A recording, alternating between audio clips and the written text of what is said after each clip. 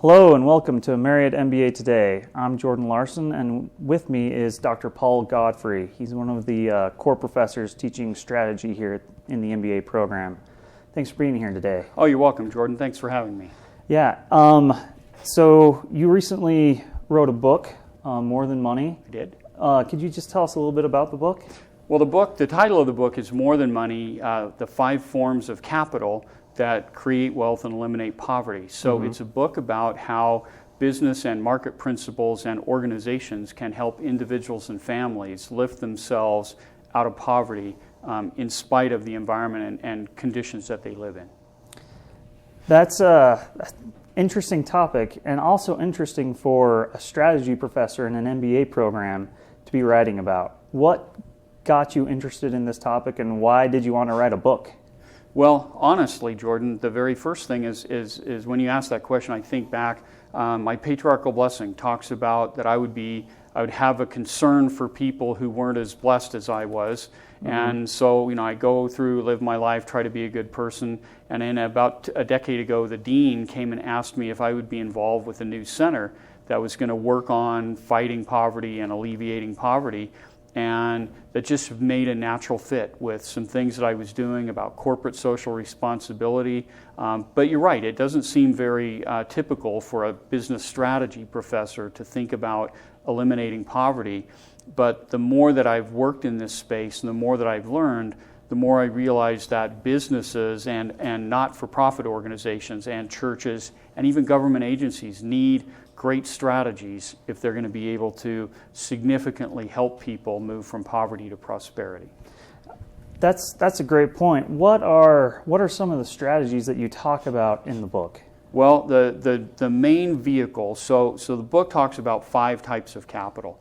There's institutional capital, and you can think about that's the system that you live in, the banking system, the legal system, the healthcare system, the governmental system. There's human capital, what's in your head, what's the skills in your hands, and the attitudes that you have in your heart.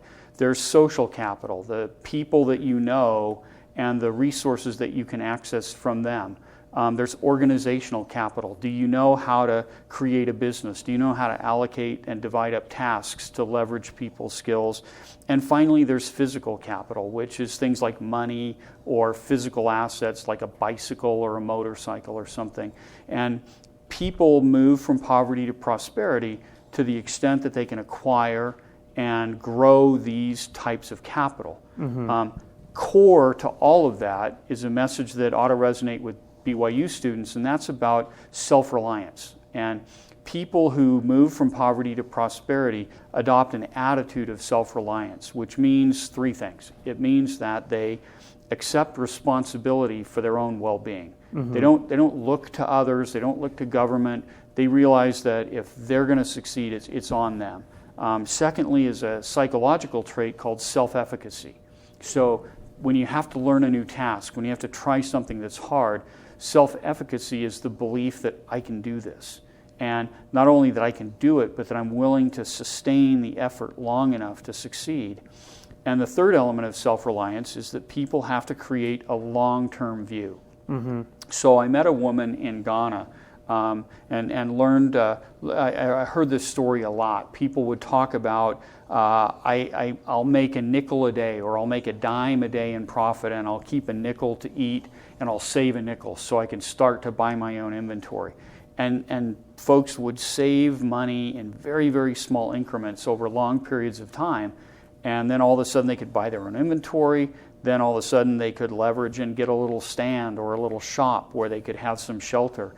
So that's a long-term view, is realizing that it's going to take months and years to work out of poverty. Interesting. I liked how you talked, money was the last thing. Yeah. And I think that's shown in your title, More Than Money. Yeah. It takes more than just giving someone a handout for them to pull themselves out of poverty and join the rest of the world. You talk about little poverty and big poverty, and that big poverty has issues and it's hard to solve. But on the individual level, these tools are here to help the individual come and make a better station out of their life. Absolutely. Another thing you mentioned in the book that you talk a lot about is the big chief problem. Okay. Can you explain what that is? So yeah, the very first thing that you learn about many poverty environments, and I learned this from a guy that I worked with in Africa, and he said, if you look at African tribal societies, they all work on the premise that the chief gets to be the chief because he takes care of the people in the village.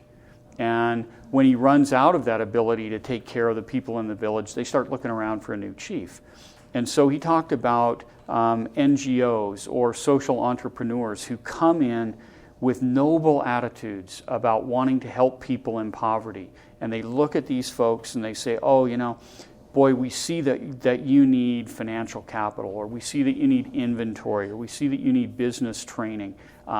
Let us provide that for you. And that becomes their own version of the big chief problem, because these people will sign up and they'll work with them as long as the organization continues to provide financial capital, training, inventory, whatever it is. And then if the organization says, okay, now you're supposed to do this on your own, well, they'll go find another big chief. So one of the things that I talk about is if organizations want to be successful, from the very beginning, they have to create a situation where the clients that they work with have to put skin in the game, have to contribute their own time, their own effort. Maybe they have to put some capital at risk. So it isn't just the big chief providing all the needs to help these people lift themselves out of poverty. I think that goes back to your self-reliance topic. Absolutely. If you're not willing to do it yourself, you're not going to get out of your situation. Because the big chief, you don't have to be responsible. It's the big chief that has to be responsible. You don't need self-efficacy because the chief has all the answers. And the only long-term view is as long as the chief will meet my needs, I'll let him or her be the chief. So it doesn't help build self-reliance, but it's an easy trap to fall into. And part of why I say it's more than money is because when you go to a poverty environment and you look at people, the very first thing you see is they don't have any money.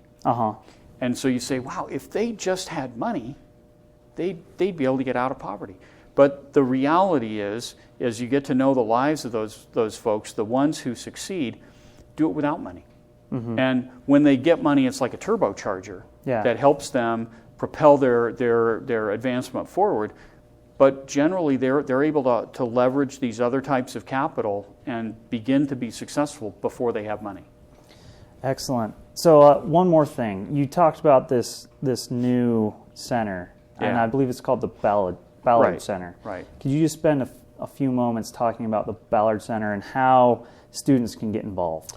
Yeah, so the Ballard Center is dedicated to social innovation, and those are new approaches to solving the poverty problem.